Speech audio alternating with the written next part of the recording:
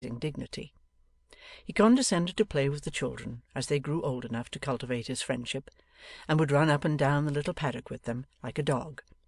But though he relaxed so far, and allowed them such small freedoms as caresses, or even to look at his shoes, or hang on by his tail, he never permitted any one of them to mount his back or drive him, thus showing that even their familiarity must have its limits, and that there were points between them far too serious for trifling. He was not unsusceptible of warm attachments in his later life, for when the good bachelor came to live with Mr Garland upon the clergyman's decease, he conceived a great friendship for him, and amiably submitted to be driven by his hands without the least resistance. He did no work for 2 or 3 years before he died, but lived in clover, and his last act, like a choleric old gentleman, was to kick his doctor. Mr Swiveller, recovering very slowly from his illness, and entering into the receipt of his annuity, bought for the Marchioness a handsome stock of clothes, and put her to school forthwith in redemption of the vow he had made upon his fevered bed. After casting about for some time for a name which should be worthy of her, he decided in favour of Sophronia Sphinx, as being euphonious and genteel, and furthermore indicative of mystery. Under this title the Marchioness repaired, in tears, to the school of his selection, from which, as she soon distanced all competitors, she was removed before the lapse of many quarters to one of a higher grade. It is but bare justice to Mr Swiveller to say that although the expenses of her education kept him in straitened circumstances for 6 years, he never slackened in his zeal, and always held himself sufficiently repaid by the accounts he heard, with great gravity, of her advancement, on his monthly visits to the governess, who looked upon him as a literary gentleman of eccentric habits, and of a most prodigious talent in quotation. In a word, Mr Swiveller kept the Marchioness at this establishment until she was, at a moderate guess, full 19 years of age, good-looking, clever, and good-humoured, when he began to consider seriously what was to be done next. On one of his periodical visits, while he was revolving this question in his mind, the Marchioness came down to him alone, looking more smiling and more fresh than ever. Then it occurred to him, but not for the first time, that if she would marry him, how comfortable they might be.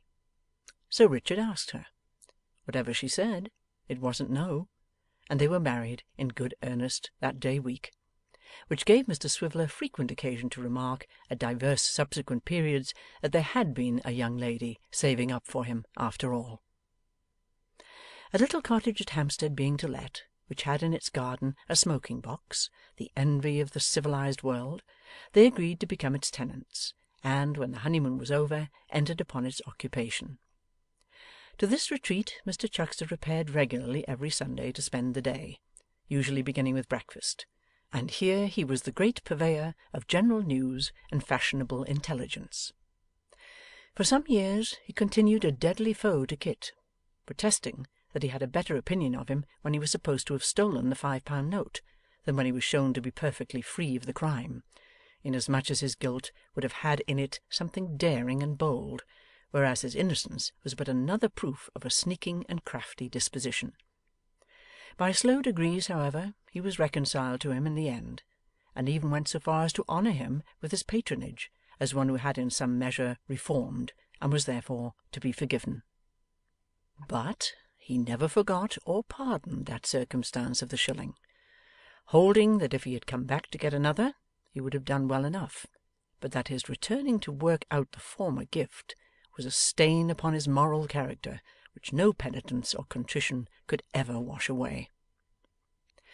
Mr Swiveller, having always been in some measure of a philosophic and reflective turn, grew immensely contemplative at times in the smoking box, and was accustomed at such periods to debate in his own mind the mysterious question of Sophronia's parentage. Sophronia herself supposed she was an orphan, but Mr Swiveller, putting various slight circumstances together, often thought Miss Brass must know better than that, and having heard from his wife of her strange interview with Quilp, entertained sundry misgivings whether that person, in his lifetime, might not also have been able to solve the riddle had he chosen. These speculations, however, gave him no uneasiness, for Sophronia was ever a most cheerful, affectionate, and provident wife to him, and Dick, excepting for an occasional outbreak with Mr Chuckster, which he had the good sense rather to encourage than oppose, was to her an attached and domesticated husband, and they played many 100,000 games of cribbage together. And let it be added to Dick's honour that though we have called her Sophronia, he called her the Marchioness from first to last, and that upon every anniversary of the day on which he found her in his sick room, Mr Chuckster came to dinner, and there was great glorification. The gamblers, Isaac List and Jowl, with their trusty confederate Mr James Groves of unimpeachable memory, pursued their course with varying success, until the failure of a spirited enterprise in the way of their profession dispersed them in various directions, and caused their career to receive a sudden check from the long and strong arm of the law. This defeat had its origin in the untoward detection of a new associate, young Frederick Trent, who thus became the unconscious instrument of their punishment and his own. For the young man himself, he rioted abroad for a brief term, living by his wits, which means by the abuse of every faculty that worthily employed raises man above the beasts, and so degraded sinks him far below them. It was not long before his body was recognized by a stranger, who chanced to visit that hospital in Paris where the drowned are laid out to be owned,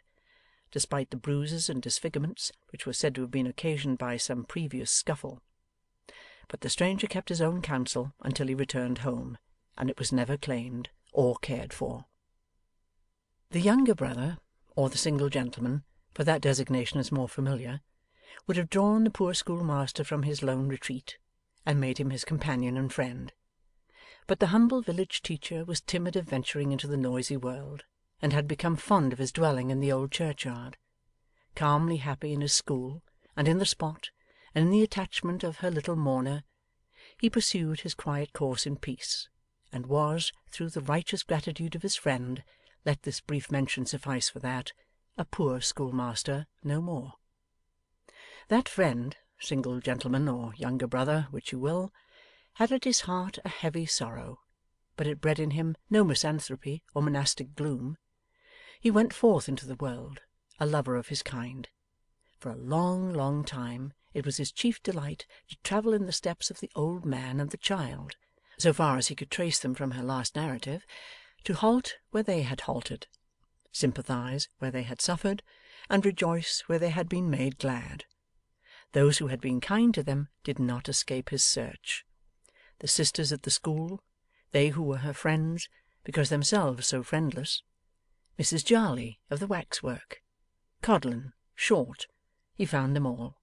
and trust me, the man who fed the furnace fire was not forgotten. Kit's story, having got abroad, raised him up a host of friends, and many offers of provision for his future life.